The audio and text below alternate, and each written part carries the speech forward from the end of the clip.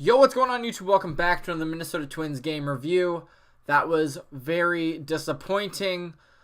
There's going to be a lot of criticism in this video. I'm going to give my opinion like I always do. But yeah, it's going to be very critical of that game. I believe we should have won that game very easily. And obviously, we didn't. So, let's just jump right into it. First of all, the box score, of course. We lost 5-4. They had 6 hits. We had 10. That tells you how unproductive we were tonight. I mean, granted, they have a good bullpen, but we should have won this game. And that is extremely disappointing to see how we managed this game. So we're going to go through some stats here. We're going to go through the pitching, of course. Let's start with the hitting. For this game, we scored first. That is the 36th time out of 53 times we have scored first. That is the 26th time that we have scored more than one run when scoring first. We scored 4 tonight. I'll get to that in a second. We were 30-5 entering today's game when scoring first. Now we're 30-6. I mean, let's talk about the second inning right away. Great job. I mean, it was almost all with 2 outs, if not all with 2 outs. Let's go to the second inning. Go to plays. Go to second inning. Let's see what happened. Eddie Rosario singled to right field. Strikeout by Miguel Sano. Oh boy, we're going to talk about him in a second. Kepler popped out. So with 2 outs, Osdil breaks his bat. Right fielder gets it. Christian Yelich out there. Men on first, and did he get to third? Yes. Eddie Rosario got to third. First and third. Next up, Luis Arias. Boom. Right back up the middle. We lead 1-0. And then on the next couple of pitches, 3 later to be exact, Byron Buxton. Big fly, baby. Let's go. Big home run for him. That put us up 4-0. And I should be more excited about that, right? I was at the time. Don't get me wrong. But the way we handled it afterwards was bad. And it starts with Pineda. Pineda did not do bad tonight, but in his last 4 starts, I for sure know it's his last 4 starts. I can't remember what the announcer said, but for sure in his last 4 starts, he has given up exactly 3 runs. No more, no less, exactly 3. Guess what he did tonight? Immediately following our 4-run inning. Gives up 3 runs. He had a 1-2-3 first, a 1-2-3 third, a 1-2-3 fourth, a 1-2-3 fifth, and a 1-2-3 sixth. Gave up 3 runs in the 3rd inning.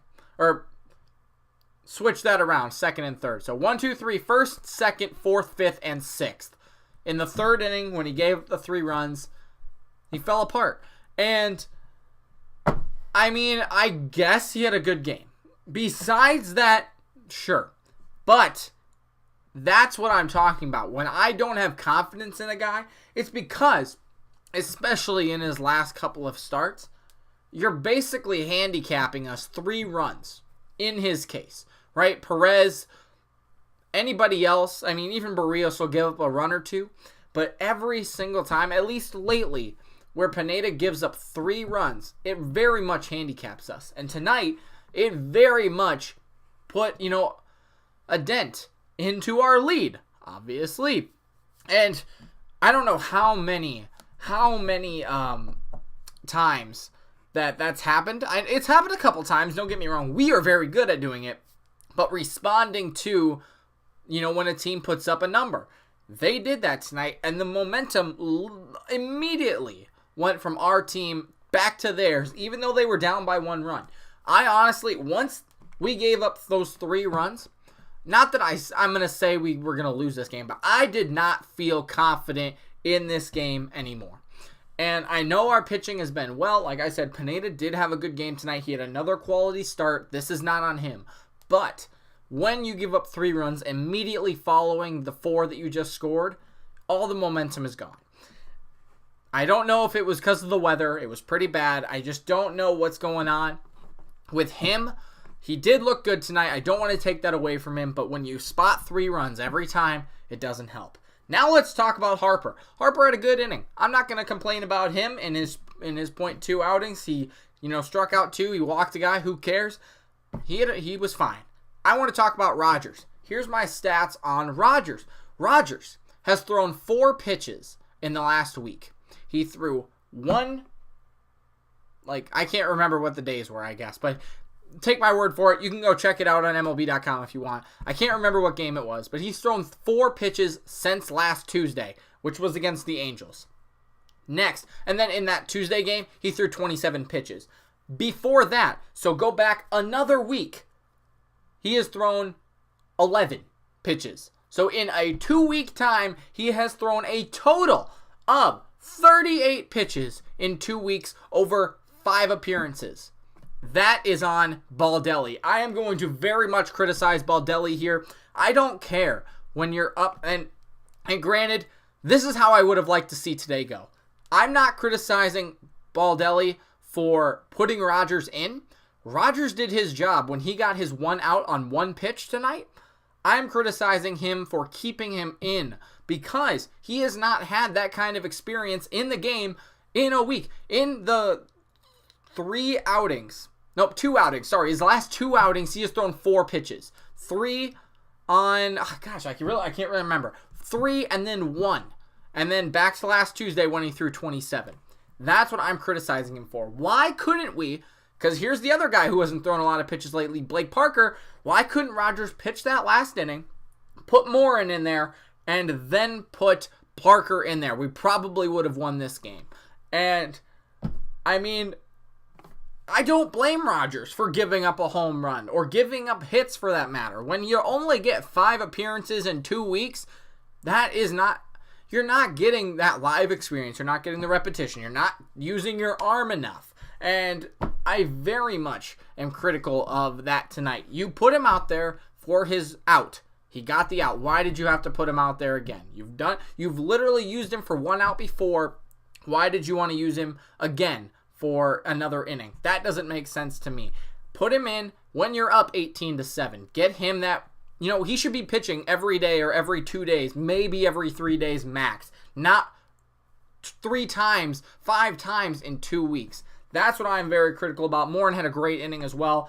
Why couldn't he do that in the 8th and then have Parker come out in the 9th? That makes a lot of sense to me. Our hitting wasn't very good either. Besides that second inning, we had 6 straight hits in that second inning. But we left too many guys on base. Again, 10 guys left on base. Runners in scoring position, we were 2 for 10. Granted, Astudillo, line drive right back up the middle. Jeffries did a backbender. Freaking, I don't know what that's called. A bridge. Caught the ball. He was terrified. He went into shock or something. Goodness sakes. But other than that, you had a guy flip a ball. I think it was Arias. Flip a ball. The guy made a great catch in right field. Before that, Astudillo should have put the ball on the ground. Can't do that. Just little things that are not being productive. If Astudillo would have put the ball on the ground instead of trying to hit a home run or try to, be the hero, all he had to do was put the ball on the ground. We score another run. We're up 5-0 or 5-3 at that point, I think. Again, Arias got robbed. Astudillo puts a hard ball back up the middle. It happens. I understand that. Great plays are made by them. That's why they won this game. But it's the small things that you do to, put yourself in a worser situation. Now let's talk about the final thing, the 9th inning. And we had a chance in this game. We were very much in it. I was clapping along. I was excited. I'm sure you guys were too. But that is very much unacceptable. Rosario's at bat and Sano's at bat. I am so upset with Miguel Sano. I like the guy. I want him to do well. But he is trying way too hard to hit a home run. Let's start with Rosario. Polanco, I don't really care. He just got out. It happens.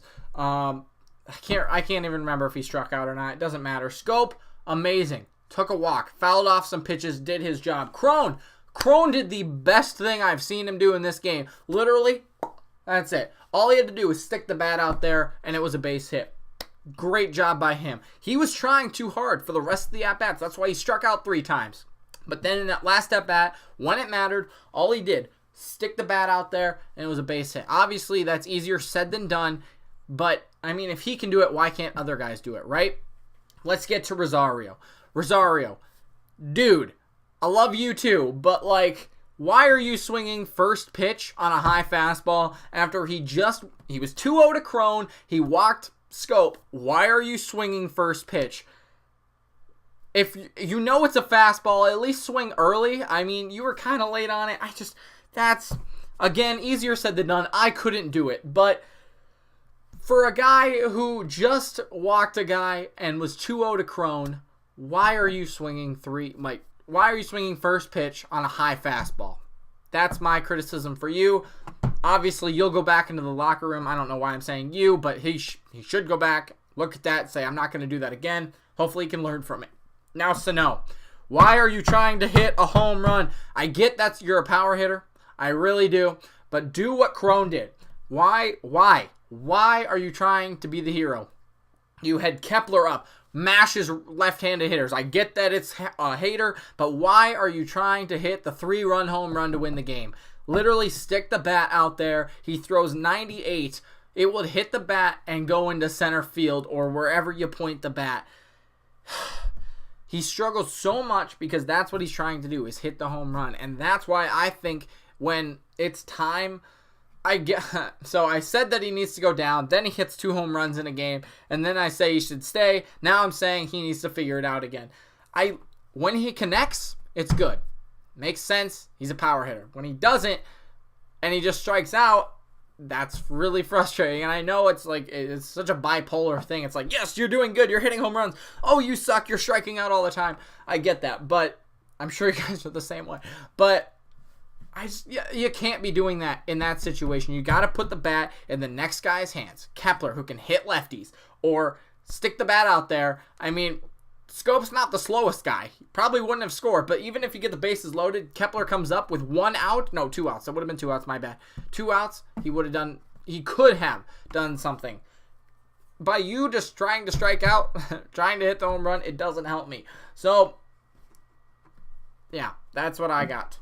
The last thing to say, we were 32-1 leading after the 6th inning, 34-1 when leading after the 7th. The last time we lost, the only time we lost after the leading after the 6th inning was Jackie Robinson Day when we were up 3-1 in Toronto. Perez was pitching that game, should have gotten the win, but we blew it. Or was that Pineda?